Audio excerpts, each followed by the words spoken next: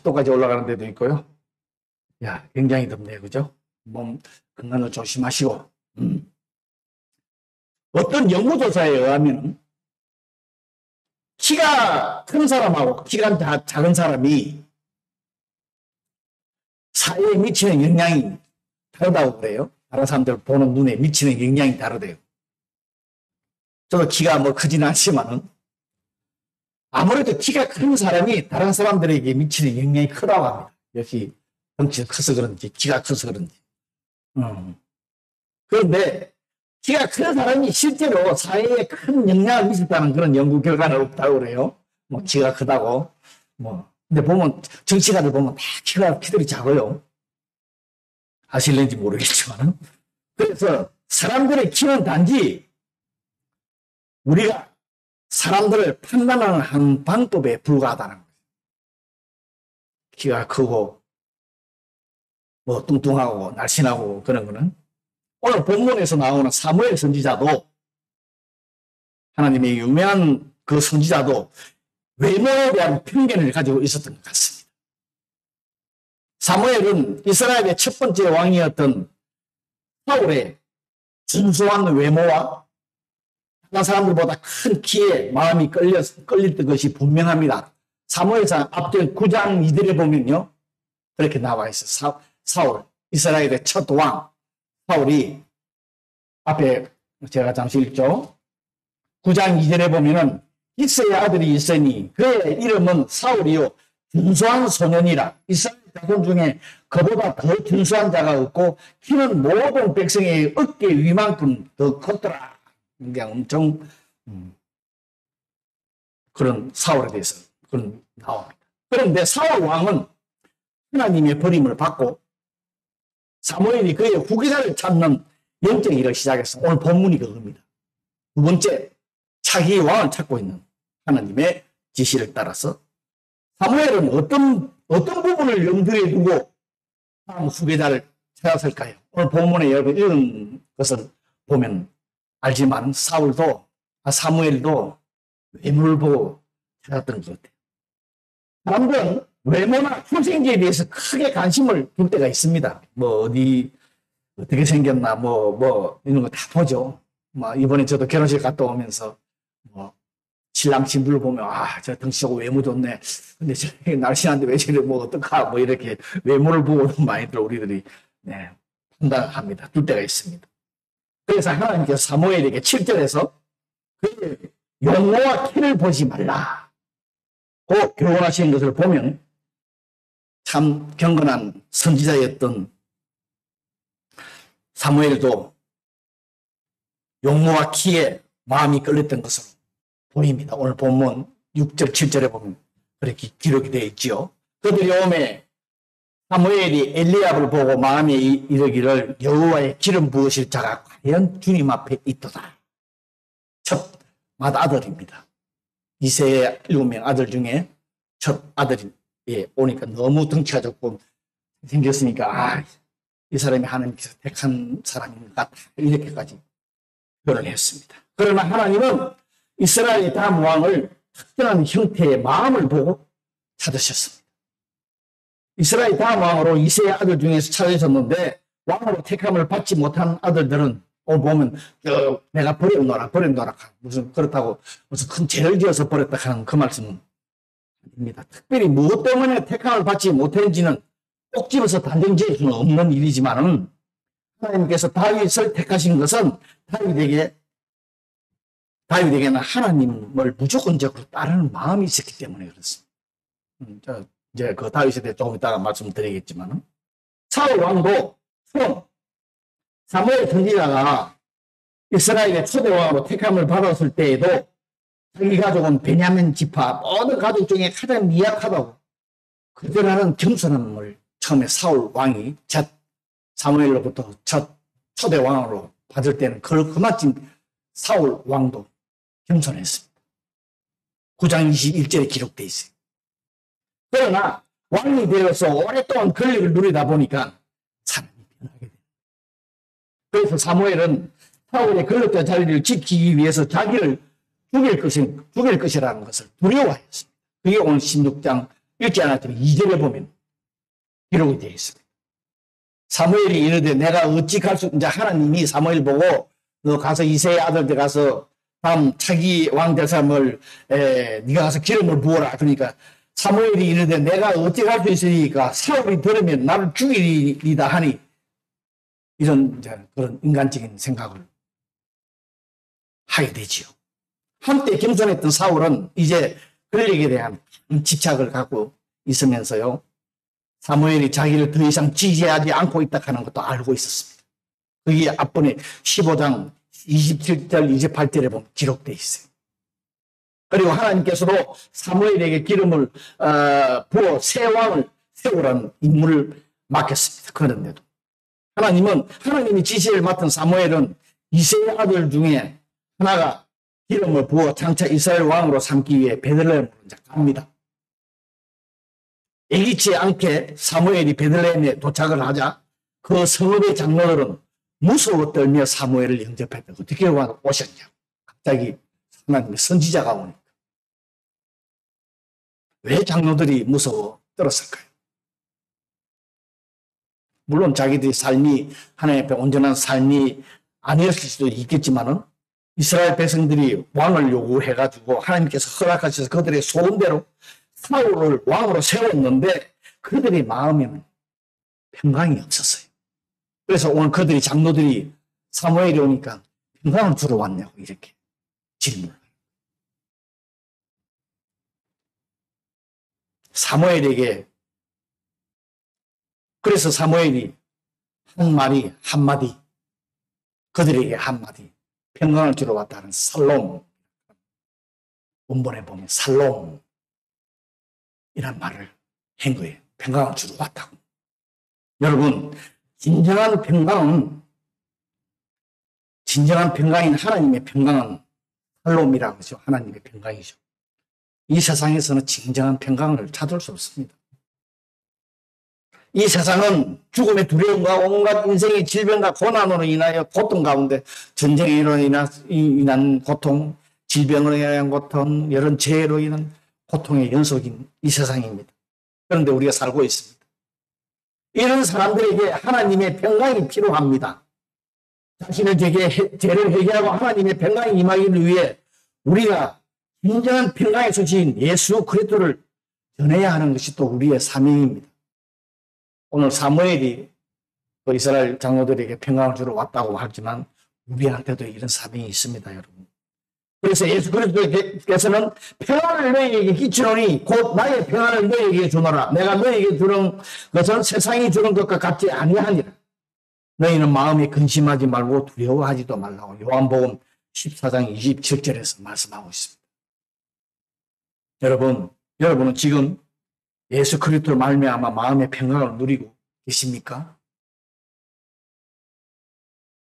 만약 평강을 누리지 못하고 있다면은 평강의 하나님이신 예수 그리스도를 다시 한번 여러분 영접하시고 생각해 보시길 바랍니다.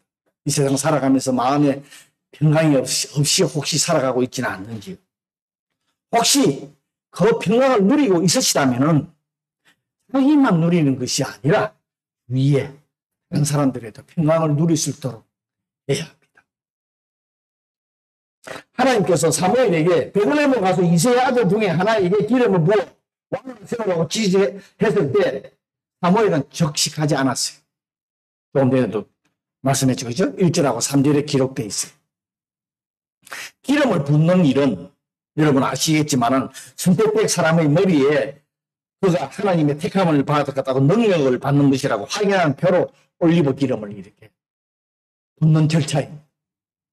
그런데 사무엘은 자기가 베들레헴으로 방문하는 목적을 사울 왕이 알게 되면 조금 전에도 말씀 나왔지만은 반역행위죠. 왕한테 반역해 다른 왕을 세우려고 그러니까 아직 왕이 살아있는데. 그래서 사울 왕이 자신이 죽으리까 두려워했습니다. 그래서 하나님께서 사무엘에게 암송아지를 끌고 와서 제사를 드리러 왔다고 하라고 3절에 그렇게 기록되어 있어요. 여러분, 우리가 하나님의 말씀을 순종하고 싶은데 참 쉽지 않다고 생각을 합니다. 그죠? 하나님 말씀 순종하며 살아가는 게 참 쉽지가 않다고 생각을 하죠. 왜 그럴까요? 왜 그런 생각을 할까요? 하나님의 뜻은 내 눈 앞에 열려져 있지가 않기 때문에 그래요. 눈에 보이지 않기 때문에. 내가 믿음으로 순종할 때 그 길이 열리는 것이기 때문에. 성경에서 하나님 말씀 잘 보시기 바랍니다. 우리가 너무나도 잘 알고 있는 말씀, 알고 계신 분도 계실 거예요. 이스라엘 백성들이 홍해 바다를 건널 때도 그랬고, 요단강을 건널 때도, 제사장들이 언약궤를 메고 요단강을 건널 때도 그랬고,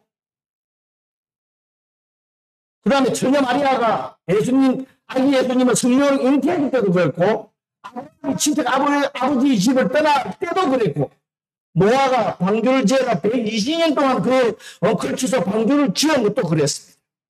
절대 우리 앞에 하나님의 뜻이 열려져 있지 않습니다. 안 보입니다. 믿음으로 내디뎌야 모든 것이 열리기 시작합니다. 이것 때문에 하나님의 말씀에 순종하는 삶이 어렵다고 이렇게 생각하는 거예요. 여러분 그렇지 않습니까? 하나님께서는요, 당신의 뜻을 따르겠다고 순종하는 백성들을 그냥 내버려 두지 않습니다. 오늘 제사드리러 왔다고 사무엘은 하나님의 뜻에 어떤 핑계 그치만은 다른 것을 들여대는 그치만은 이것이 무슨 뜻이냐? 하나님 뜻에 순종하면은 하나님께서 피할 길 주신다는 위험에서 당연히 주신 분이 하나님이시라.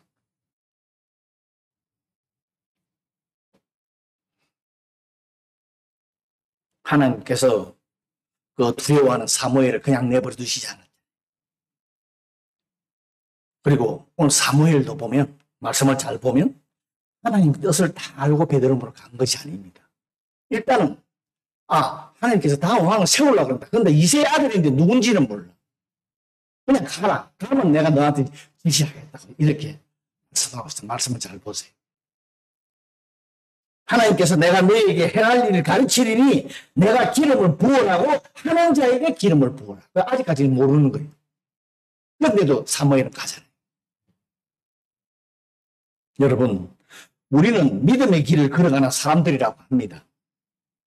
그런데 우리가 걸어가는 믿음의 길은 모든 것을 다 알고 걸어가는 거 아닙니까? 여러분, 지금 신앙생활 여러분 다 알고 걸어가? 모르는 길이라도 하나님의 말씀에 응답하여 걸어가는 것입니다. 순종해서 걸어가는 것입니다. 하나님께서 말씀하시어 인도하시면 그 길을 선합니다. 하나님께서 이루어질 줄을 믿고 걸어가는 게 이게 믿음입니다. 이게 없기 때문에 우리들의 신앙생활이 어렵고 힘들다고 생각합니다. 하나님께서 이루실 줄을 믿고 나아가는 것이 믿음이에요. 우리 눈엔 보이는 확실한 것을 보고 나아간다면 그건 믿음이 아니에요. 누구나 다 알 수 있어요. 믿음이란 인간이 이성으로는 도무지 알 수가 없고 이해와 마땅하기 어렵지만 그것이 하나님의 말씀이요 약속이라면 반드시 이루어질 줄 알고 나아가는 것이 이게 믿음입니다. 사무엘이 이새의 아들 7명 중에 맏아들 엘리압을 보았을 때 조금 전에도 말씀드렸지만은 엘리압이 하나님께서 선택한 자라고 생각했습니다. 너무 잘생기고 외모가 용모도 크고 키도 크고 막 그런데 하나님께서 용모와 키를 보지 말라 하시니 중심을 보라고 지시는 우리 너무나 잘 아는 말씀, 유명한 말씀입니다. 사무엘 선지자는 아직도 하나님이 이새의 어느 아들을 왕으로 택했는지 아직 알지 못했어요. 그죠? 오늘 우리들도 종종 외모나 외적인 조건들만 보고 다른 사람들을 평가하거나 선택하는 경우가 있습니다. 그렇다고 뭐 외모가 나쁜 사람을 골라내는 것이 아니라 사람은 외모를 보거니와 나 여호와는 중심을 보느니라. 이 말씀은 유명한 말씀이죠. 근데 중심이 뭘까?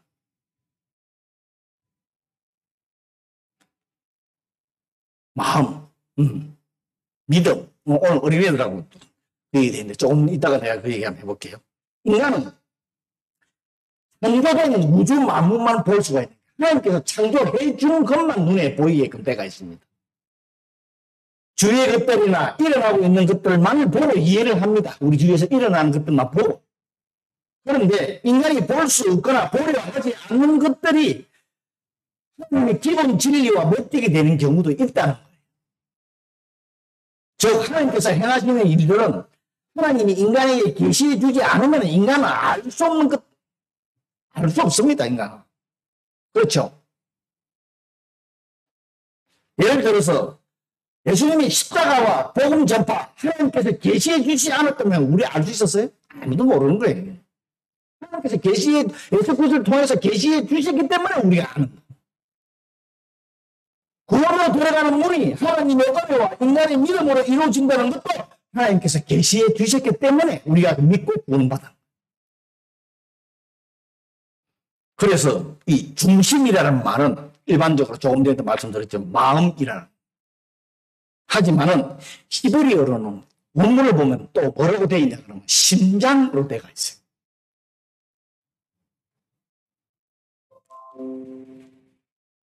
저도 심장이 좋지 않아서 한번 한 적이 있지만 너무 지금 좋아져가지고 문제지만 인간에 있어서 심장은 인간의 모든 것을 움직이는 의미도 다 알더라고. 야, 심장이다. 심장이 왜 중요하냐? 심장이 있으면 사람 죽어요. 심장이 있으면 우리 육체는 죽는 것입니다. 그죠? 그리고 사람들이 어떤 중요한 결정을 할 때 가슴이 뛰며 혈압이 오르고 맥박이 빨라지는 현상이 나타납니다. 그래서 가슴이 뛴다, 뭐 흥분된다 그런 말을 합니다. 어떤 사람은 막 코가 벌렁벌렁 한다 그런 사람도 있고 어떤 사람은 뭘 하려는데 막 뭐가 자기도 모르는 게 와가지고 코가 벌렁벌렁 한다는 사람도 있는데 왜 그러냐 어린애들이 좀 물어봤어요. 왜 가슴이 너희들 심장이 뛸 때가 있냐? 이때 언제 있냐?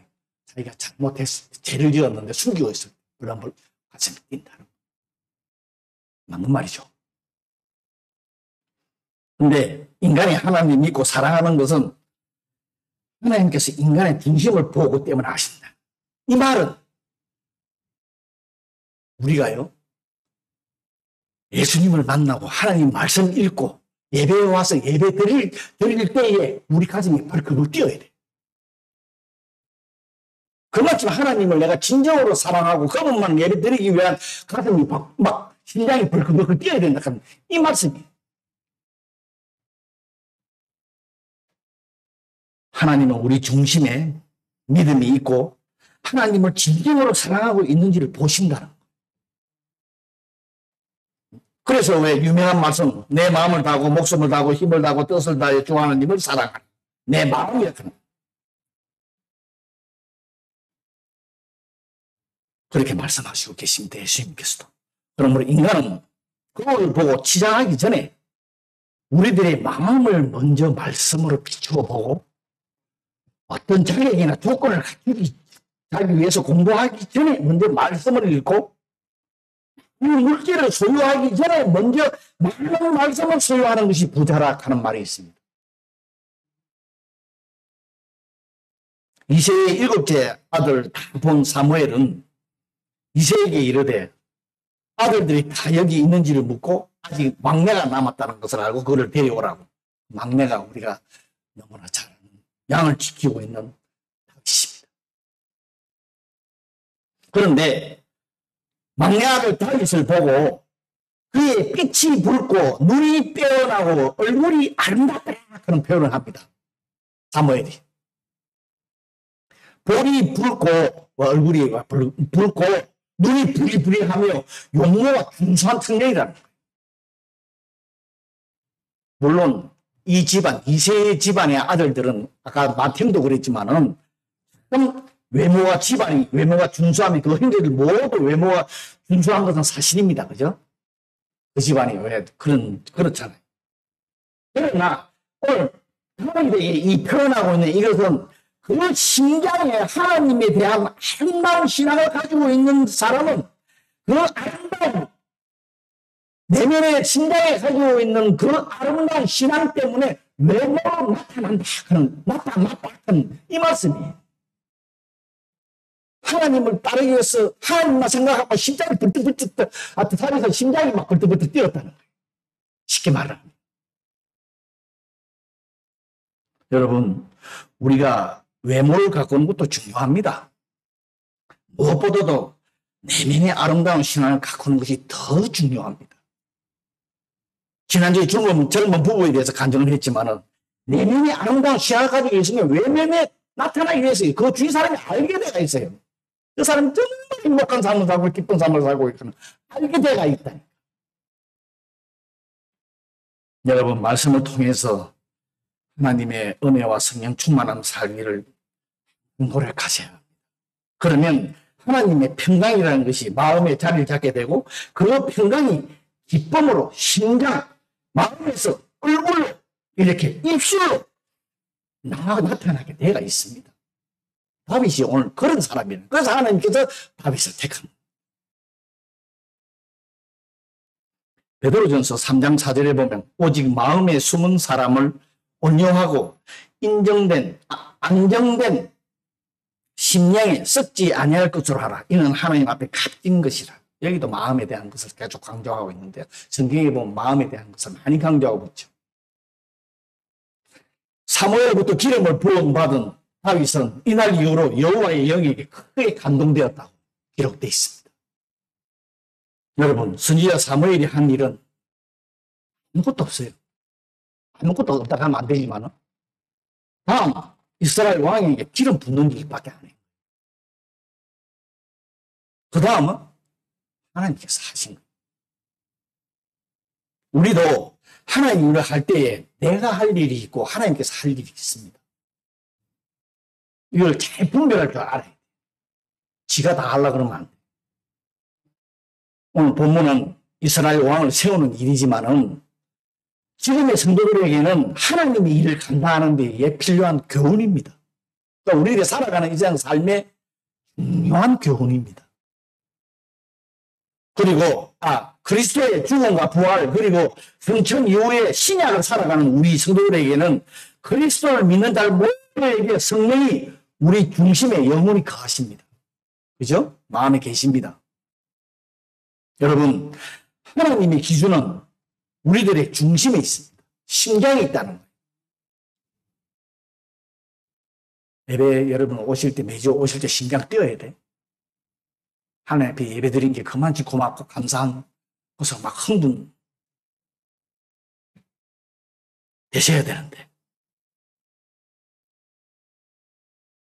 내 내면의 신앙이 아름다우면 내면에서 뿜어나오는 그 아름다움이 외모로 있습니다. 아름답게. 내면이 아름답다는 것은 하나님을 사랑하고 그분의 말씀에 순종함으로 내면에서 흘러나오는 그 성령 충만함으로 평강, 즉 기쁨의 삶을 살아가는 사람들을 말합니다. 이 세상 힘들고 어렵지만 그 내면에서 흘러나오는 기쁨은 어느 누구도 알 수 없는 그 기쁨이 있어야 합니다. 이런 사람들은 교만하지도 않고 겸손한 사람들이지요. 그러므로 우리는 아름다운 신앙으로 자신을 단장하시기 바랍니다. 지금 우리가 살아가는 순간순간에도 하나님께서는 당신의 나를 위해서 사용하실 때를 찾고 계십니다. 이때에 하나님께서 합당한 기준에 합당한 심장을 가진 자라야 아름다운 믿음의 심장을 가진 자라야 그분께 쓰임을 받는 것입니다. 아직 준비가 되어 있지 않으십니까? 그러면 지금부터라도 늦지 않습니다. 작은 자신의 마음, 자신의 심장을 단장해 가시기 바랍니다. 그러면 우리의 중심을 아시는 하나님께서 때가 되면 반드시 우리들을 나라의 일꾼으로 사용하실 것입니다. 저와 이 자리에 참석한 여러분 그리고 하나님의 일꾼이 되고자 하는 모든 주님의 자녀들이 하나님의 기준에 합당한 자가 되어서 하나님께 귀하게 쓰임받는 여러분이 되었으면 좋겠습니다. 네, 아멘. 잠시 오늘 말씀 생각하면서 정말 나의 마음, 나의 중심을 한번 다시 돌아보는 시간 되기를 바랍니다. 기도합니다.